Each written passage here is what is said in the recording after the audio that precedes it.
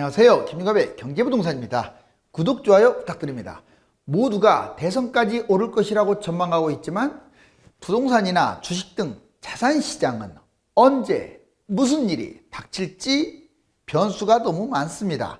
특히 자산거품이 당군일의 최대치로 솟구친 상황에서 더 올라봐야 폭탄 돌리기일 뿐 금리 인상, 유동성 부작용, 투기 대책 등 사방에 깔려있는 그 지뢰밭이 언제 터질지도 모릅니다. 정부에 5차례 경고를 두고 9월 대폭락설이 대두되는 가운데 앞으로 위험한 6곳을 꼭 주목해야 합니다. 상담 안내는 02-501-7554, 유료 상담은 010-3999-8808입니다. 전화 주십시오. 9월 아파트 대폭락, 집값 위험한 8곳. 자, 머리를 쥐어짜고 있습니까? 자, 꽃기장에서는 항상 무주택자들이 머리를 쥐어짭니다. 폭락장에서는 유주택자, 특히 비싼 아파트 소유자나 다주택자들이 머리를 쥐어짭니다. 이 얼굴은 누구의 자화상일까요? 자, 이제 상승장에 못 팔면 이게 내가 팔고 싶다고 해서 딱 팔려지는 게 아니에요. 지금은 가격 조금만 내리면 팔립니다.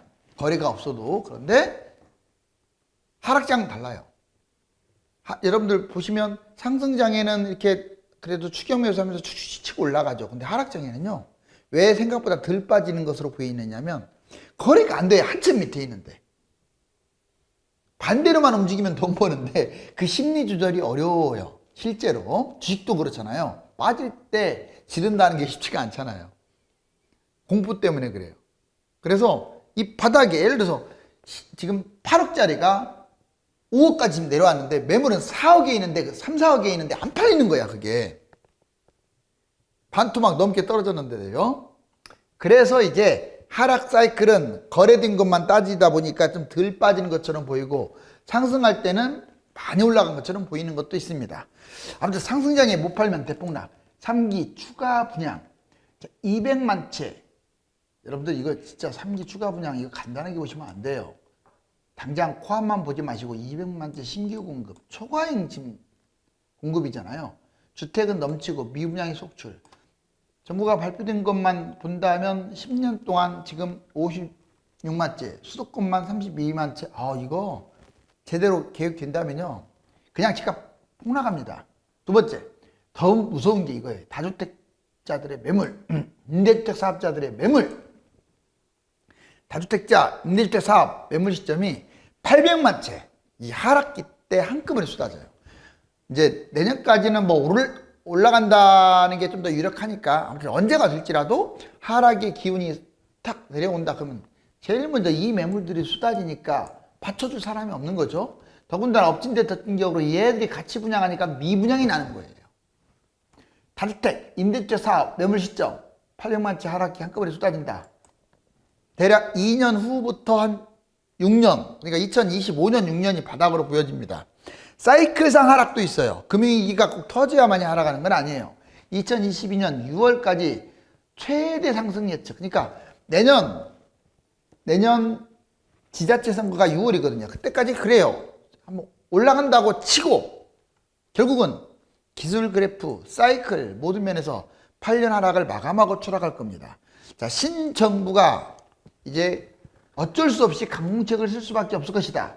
부동산 폭등 연착륙 유도, 즉 너무나 올랐기 때문에 이 거품으로 인해서 문제가 발생하잖아요. 집값 못 잡으면 금융위기도 터질 수 있고 가계부채가 무슨 일을 일어나게 할지도 몰라요. 유동성 종식, 주식 부동산 하락, 코로나 종식, 인플레이션 금리 인상, 세계 자산 거품이 한꺼번에 하락한다. 즉 3기 추가 분양, 다주택 매물, 임사 매물, 사이클 하락, 신정부의 강공 대책, 자, 세계 자산 거품 하락, 이러한 지뢰밭이 널려 있다. 아파트 대폭락 위험 아파트. 그러면 누가 많이 빠지느냐? 이게 참 재밌습니다. 자, 비싼 것과 싼 거, 이거의 개념을 아셔야 돼요. 안 떨어지는 건 없습니다. 하락장에. 안 떨어지는 건 없어요. 누가 덜 떨어지고, 누가 더 올라가고, 또 단기적으로는 누가 좋고, 장기적으로는 누가 좋은지를 구분해야 돼요. 보세요. 먼저 1에서 4년 소폭 하락, 5에서 10년 회복이 늦어진다. 이렇게 정리했어요. 그러니까 소폭 하락하지만 회복도 늦어지고 많이 못 치고 가는 거. 이제 안정감은 상대적으로 있네요. 그런데 오른쪽 보세요. 1에서 4년 큰 폭을 하락하는데 5에서 10년 신고가로 아주 급등해요. 근데 얘는 위험한데, 하락장에는 위험한데 대신에 많이 뛰어요. 여러분들은 어떤 걸 선택하겠습니까? 자, 경기 인천 지방 구축 상승폭이 적은 곳, 중저가 저평가, 호재가 그냥 보통 정도 있는 곳, 딱 봐도 그냥 별 볼 일 없는 곳이거나 평범한 곳이죠. 이런 것들은 가격이 상대적으로 싸니까 1에서 4년 소폭 하락할 수밖에 없어요. 안 빠지진 않아요. 여기서 소폭이라는 말도 개념을 잘 잡아야 돼요. 똑같은 이 지역에 있는 것도 10억짜리는 5억입니다. 근데 5억짜리는 2.5억까지는 안 빠지더라도 3이나 3.5억 덜 빠진다 이 말이에요. 비싼 것은 망하는 거예요. 여기 똑같은 거예요.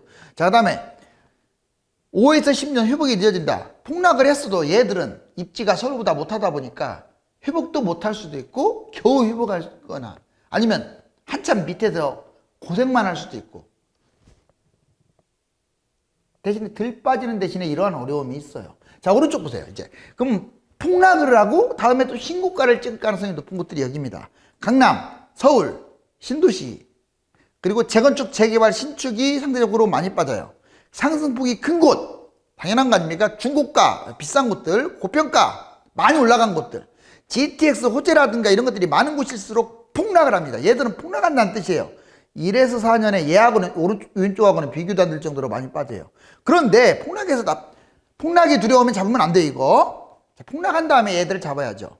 그런데 다음 상승장까지 본다면 5에서 10년까지 내다본다면 얘들이 엄청나게 뛸 거예요. 회복을 한 다음에 뜁니다. 신고가. 얘들은 덜 빠지는 대신에 회복도 못하고 얘들은 많이 빠지는 대신에 회복하고 신고가 찍고. 자, 일장일단이 있으니까 잘 판단하세요. 지금 상투장에 매입하면 난리가 나는 아파트. 오늘 제목과도 일치하는 8가지입니다. 자, 맥만 잡아보자고요. 2020년 이후에 지금 집값이 8년째 뛰고 있는데 20년이라면 작년이죠. 그 이후에 뒤늦게 폭등한 모든 부동산은 나중에 위험합니다. 회복 못할 가능성이 커요. 특히 초반에 잡은 사람은 괜찮은데 이제 막 50% 이상 올라온 아파트를 잡는다, 추경매수한다 그러면 너무 많이 뛴 아파트를 잡으면 위험하죠. 얘들이 왜 늦게 뛰었겠어요? 안 좋으니까 늦게 뛴 거예요. 그냥 늦게 뛰고 싶어서 늦게 뛴 게 아니에요. 최근에 뛰는 것들 보세요.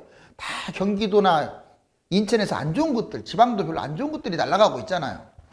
자, 그것도 적게 뛰었으면 잡아도 돼요. 근데 많이 뛰는데 그런 걸 왜 잡습니까? 두 번째, 1년 상승률이 50% 이상 모든 부동산은 다 안 좋아요.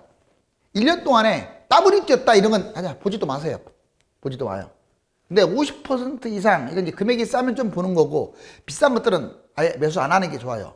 1년만 뛰었겠어요? 그전에도 뛰었지?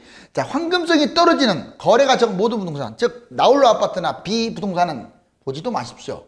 얘들은 거래가 적기 때문에 나중에 안 팔려서 유망지역을 놓칩니다. 네 번째, 자본금 수입은 적어, 자기가. 그런데 대출이 지나치게 많거나 갭 투자가 부담이 되는 것들, 특히 비싼 아파트가 해당되는데 하지 마세요. 자본금에 비해서, 수입에 비해서 너무 무리하지 말라. 그냥 안전한 걸로 해라. 높은 전세가율을 활용해서 매입한 갭 투자, 10억짜리를 갖다가 5억 전세 끼고 잡는다. 이건 미친 짓입니다. 자, 그 다음에 양도세 때문에 매도 늦추는 다주택 갭 투자. 물론 양도세가 너무 셀 경우는 버틸 수밖에 없어요. 아니 5억 벌었는데 4억이 세금인데 누가 팔겠어요? 근데 그런 경우 말고 좀 어느 정도 뭐 임대주택 사업자들 말소가 됐어. 이럴 때면 좀 더 올라간다고 하더라도 상황 봐서 지금 당장 매도하라는 게 아니에요. 던져야지. 그 타이밍 놓치면 나중에 폭락했을 때 그 가격이 세금보다 더 셉니다. 알았어요? 그러니까 잘 타이밍 보시라고요. 지역별로 가격이 비싼 모든 부동산 안 좋아요. 랜드마크가 제일 망하는 거야. 호재가 많은 곳이 망하는 거예요. 자, 이거 보세요. 왜 그런 일이 벌어지느냐. 앞으로는 물량폭탄, 이 피해가 예상돼요. 특히 지방광역시, 수도권, 외곽, 인기가 별로 없는 곳들은 덜 떨어지는 대신에, 싼 대신에 나중에 회복을 못할 수가 있다. 근데 인기가 없는 외곽 지역이 가격이 비싼 막 랜드마크들, 그 난리 납니다. 그런 거 하지 마세요. 8가지 짚어줬습니다. 자, 그 다음에 부동산 거품이 계속 왜 치솟냐. 부동산 정책이 실패했기 때문에 치솟는 거예요. 먼저 임대주택 사업을 장려한 게 첫 번째 실패입니다. 두 번째, 양도세 중과 보유세 미비. 양도세를 세게 때리고 보유세는 적게 때리고 이 반대로 가야 하거든요. 이렇게. 그래야 매물이 나오는데 역사적으로 지금 무주택자들이 잘 버티고 있는 거예요. 거래량도 없잖아요. 이 잘 버티면 뭐합니까? 정부가 지금 초치고 있는데 중과세 때리고 보유세가 없다 보니까 매물이 더 없는 거야. 그래서 뛰는 거야. 세 번째, 풍선효과, 조정지역. 즉 핀셋 규제하다 보니까 전국이 지금 방방곡곡이 다 뛰어요. 최근에는요 군 단위, 시 단위가 뛰어요. 지방에. 정말 끌린 거 아니잖아요. 그러면 이거 잡아야 합니까? 전화 오는데 잡으세요. 싸니까. 자, 청약 멋대로 특공, 가점제, 영끌. 자꾸 특공하고 가점제하고 임대주택하고 왜 자꾸 이걸 예전에 집값 떨어졌을 때 그대로 그냥 유지할 것이지 왜 자꾸 임대 만들어 가지고 이거 임대면 자기 아파트가 아니니까 이건 분양 하나 많아요. 그냥 임대해서 하는 거야. 자꾸 그렇게 만들고 특공을 엄청나게 늘리고 가점제 늘리는 바람에 기대감이 없는 거야 사람들이. 그러니까 영끌하는 거예요. 이런 것은 좀 줄여야 돼. 하지 말라는 게 아니라. 자, 투기 활성화, 갭투자 확대, 외진 투기. 지금 갭투자하고 다주택을 제가 잡으라고 했잖아요. 이거 안 잡고 있잖아요. 자, 신뢰가 부족합니다. 이러다 보니까 집값이 폭등함으로써 믿음도 부족하고 엎친 데 덮친 격으로 세종시도 폭등시켜가지고 욕먹고 LH 비리 사태 터지고 국민들한테 지금 자꾸 경고할 게 아닙니다. 본인들이 머리 피가 터지도록 땅에 박으면서 사과해야 돼요. 대통령부터 사과해야 돼요. 사과 갖고는 안 돼요. 사죄. 자, 여기 보시면 부동산 대폭락장 4가지 규제 해제. 이제 이거 좀 별표 쳐줄게요. 활용을 좀 하세요. 지금 상승장에는 규제가 강화돼요. 세금 규제, 그다음에 대출 규제, 청약 규제, 거주 규제 강할 수밖에 없죠. 규제를 풀면은 집값이 폭등하니까. 다만 쓸데없는 규제도 있는 게 아쉬워요. 불필요한 규제는 빨리 없애버려야 돼요. 아까 청약 얘기 제가 했잖아요. 자, 규제는 불필요한 규제는 없애고 진짜 더 꼭 필요한 갭투자라든가 다주택자들에 대한 그 규제를 강화해야 하는데 핀트가 어긋난 것 같아요. 먼저 세금 규제부터. 취득세, 보유세, 양도세 세죠. 근데 재밌는 게 세금 규제가 지금은 진짜 강하죠. 세금도 세고. 그런데 하락장에는 싹없어져요. 약화돼요. 이거 꼭 기억하면서 덤벼야 돼요. 하락장이 올까요? 와요. 100%. 알았어요? 확률은 2025년에서 26년이 바닥이라고 하는데 뭐 1년이 더 뛰든 어쨌든 당장 오긴 옵니다. 안 오진 않아요. 두 번째, 대출 규제. LTV, DTI, DSR 한도. 지금 또 대출 규제 강화한다고 하죠. 자, 그렇지만 상승장에는 강화되지만 하락장에는 80%, 90%다 풀어줍니다. 집값 떨어졌으니까 빚내서 집 사라는 당연한 말이에요. 물론 부추기면 안 되지만 집값이 너무 떨어지면 빚내서 집 사라고 할 수밖에 없어요. 잘못하면 금융위기 터지니까. 지금은 다르죠. 지금은 대출을 아예 못하게 만들어야죠. 청약 규제. 지금 보면 자격도 세대주밖에 안 되고 전매 제한에다가 뭐 당해 지역에다가 대출, 심지어는 뭐 공공 분양, 공공 쪽으로 많이 분양을 하고 특공 많고 가점제 많고 쓸데없는 거 많아요. 너무나. 자, 상승장에는 이렇게 강화되지만 하락장에는 1주택자도 청약 넣을 수 있고 지방도 서울 올 수 있고. 아니 미분양 나는 판국에 무슨 뭐 이렇게 제재를 가하겠어요? 지금은 65점이 당첨 가능성이라면 그때는 20점, 30점이 당첨 가능성이 돼요. 그 가능성 높습니다. 왜냐면 이 다주택자들의 물량이 쏟아지기 때문에. 자, 거주 규제. 지금은 투기과열지구, 조정지역, 비조정지역 이렇게 나누는데 조정하고 투기과열은 무조건 거주해야 하잖아요. 대부분입니다, 요즘은. 근데 상승장에는 거주지만 하락장에는 서울도 실거주가 폐지돼요. 2011년에 폐지됐어요. 집값 딱 1년 빠지니까. 다주택자 양도세는 제가 이거 비교해 드릴게. 자꾸 무주택자분들이 이 다주택자 양도세 완화하면 안 된다 그래요. 뭐 다 완화할 필요가 없죠. 어느 정도 때려야죠. 그런데 중과세까지 때리면 5억 버는데 4억 세금 내는데 누가 내놓겠어요. 그러지 말고 중과세는 30% 중과세 그런 건 좀 없애야 할 것 같아요. 그래도 40% 세금 내는 거니까. 여보세요, 양도세. 이거는 폭탄인데 보유세는 진짜 적어요. 비교해 드릴게. 자, 여기 보세요. 지금 2주택자는 기본세율이 이게 40%거든요. 플러스 20%, 60%. 자, 여러분들 1억 벌면 6천만 원 세금이라는 뜻이에요. 근데 이게 이렇게만 따지면 안 돼요. 지금 취등록세 냈지. 그 다음에 이자 갚았지. 뭐 이것저것 냈을 거 아니에요. 복비도 내고. 그러면 사실상 이 사람은 70% 이상 세금 내는 거예요. 1억 벌었는데 7천만 원. 누가 팔겠어요? 자, 5억 벌었는데 거의 3억 정도, 3, 4억 정도로 세금을 냈는데 누가 팔아요? 자, 3주택은 더 끔찍합니다. 70%, 실질적으로 80% 세금 내는 거예요. 팔 수가 없어요, 이것은.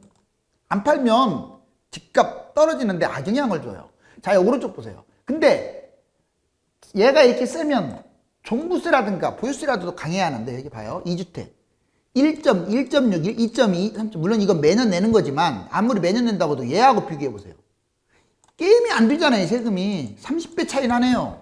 그러니 집을 안 팔죠. 보유세는 찔끔. 여기 3주택자도 보유세 찔끔이에요. 최대치가 6.0인데 이거 94억 초과나 그렇고 뭐 12억에서 50억 사이 보세요. 겨우 해봤자 3.6이야. 누가 팔겠어요, 여러분들? 3.6% 세금 매년 내고 말지 누가 이렇게까지 세금을 내겠어요? 그래서 바뀌어야 한다고.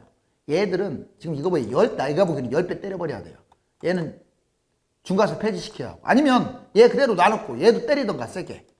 이 상태가 제일 안 좋은 거야.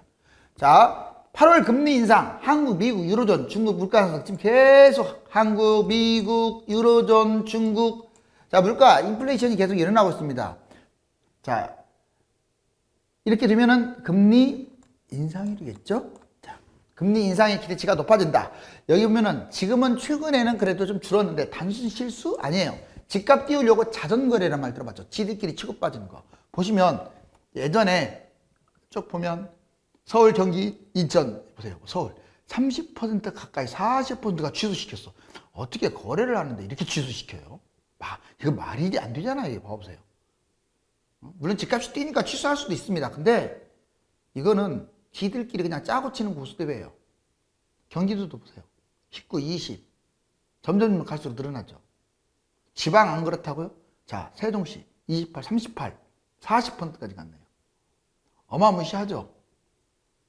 5대 광역시도 10에서 20% 사이를 꾸준히. 이처럼 그냥 거래시키고 취소시켜. 그런 다음에 이게 마치 거래된 것처럼 실거래가 뜨는 거야. 요즘은 좀 바뀌긴 했는데. 바로 이런 자전거래. 이게 집값을 엄청나게 띄운 거예요. 한 건만 거래돼도 사람들이 매물을 갖다 확 올려서 내놓잖아요. 그런데 이렇게 많이 허위 매물이 있으니 자, 파느니 증여한다. 이거 보세요. 거래량 엄청나게 줄고 경기도 지금 2만 3천 건에서 8천 건 8에 30 38에 24 3배나 줄었고 서울 보세요. 보통은 10,000건 넘은 경우가 많아요. 근데 7천 건에서 12월 달에 2천 건. 이거 좀 뭡니까 이거. 6월 달에 또 역사상 최저치라고 하잖아요. 그러다 보니까 증여가 조금 늘어났어요. 어떻게 된 게 증여보다도 여러분들 이게 있을 수 없는 일이에요. 매매가 증여의 10배는 돼야 돼요. 근데 증여보다 매매보다 증여가 더 많아. 여보세요. 증여가 더 많잖아. 매매보다. 서울이. 거래량이 이렇게 적어. 10년간 버블 전. 자, 여보세요.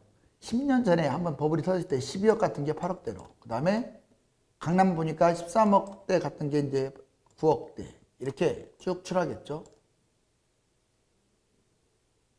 앞으로도 또 이런 현상이 이제 벌어질 가능성이 큰데 10년 전 시세보다 지금 거품이 훨씬 높거든요.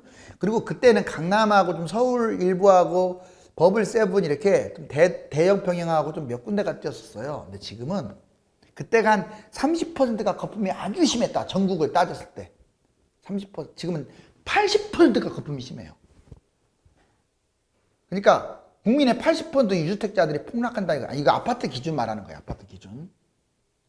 수도권, 강세, 지방 중소도 약세. 실질적으로 수도권을 보면은 자, 여기 보면 다 빨간색인데 이 빨간색 이렇게 보세요. 6대 광역시, 5대 광역시 별로 이렇게 막 올라가는 것 같지는 않죠. 그 다음에 여기 보면 이제 돛단위. 근데 돛단위들이 요즘 이러다가 다시 빨간색으로 돌아섰어요.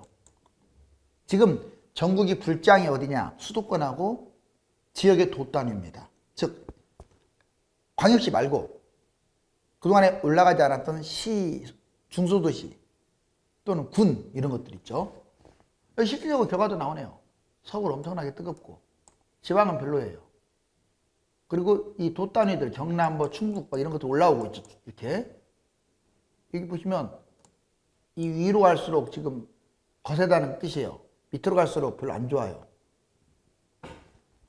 올해 전국 17개 시도 지역별 최고가 아파트를 봤더니 서울 77억, 자 경기 35억, 그런데 부산이 45억, 인천 35억, 대구 24억, 광주 20억. 여기서 내가 하고 싶은 말이 있어요. 자, 이 최고가 아파트들이 전국에 다 10억이 넘고요. 이 우리나라처럼 단계 좁은 곳들, 이걸 감안하고 다른 나라 또 도시별 비교 분석을 해봤을 때 서울에 비해서 지방 고가 아파트들이 너무 비싼 거예요, 지금. 대구, 부산 이런 거 5억, 7억 이게 위험한 게 아니에요. 걔들도 떨어지겠지만 15억, 10억 넘는 것들은 다 위험하다고 봐야 돼. 지방은 10억, 12억, 15억, 20억. 반토막도 더 나겠죠, 나중에. 과거 사례를 보면 회복 못할 가능성도 커요. 인구가 주니까.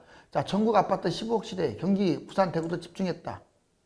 자, 여기 경기도인데 부산, 대구도 만만치 않잖아요. 어떻게 된 게 인구는 경기도가 훨씬 많고 더 서울에 가까운 곳이라서 많아야 하는데 오히려 비싼 아파트 비율이 보니까 부산이 더 많아. 여기 아기곰이 우주 가면 버블 지수를 봤어요. 예전에 2007년 때하고 지금 봤더니 서울은 이제 버블이 막 늘어나고 있는 추세다. 그리고 경기도는 아직도 버블이 아니고 저평가라고 하는데 저는 그렇게는 안 보지만 아무튼 아기곰 얘기 그래요. 그 다음에 여기 부산, 지방 아주 심각하게 나오죠. 자, 대구 아주 심각하다고 나오죠. 그런데 서울, 근데 경기도가 약하다. 저도 경기도도 이 정도까지 이미 올라왔어요. 무슨 말 하세요? 경기도도. 여기도 이미 치고 올라왔어요, 여기까지. 서울 심각합니다. 어찌됐거나 지방이 심각하다는 걸 강조하기 위해서 보여드린 거고. 자, 이제 청약 보세요. 줄 서서 잡네요. 와, 이렇게. 이번에 수십만 명이 몰렸다죠, 세종에. 무주택자들의 공포와 위기가 극에 달할 때가 최고의 기회가 오고 있다는 판증이며 역설적으로 집값 상승으로 평생 모아도 모으지 못할 불로소득을 손에 거머쥔 무주택자들의 환희와 탐욕이 절정에 다다를 때가 가장 위험합니다. 자, 인간지사 세옹지마 한 번 실패했어도 평생 멘토를 찾아서 다가오는 기회에 대비하십시오. 감사합니다.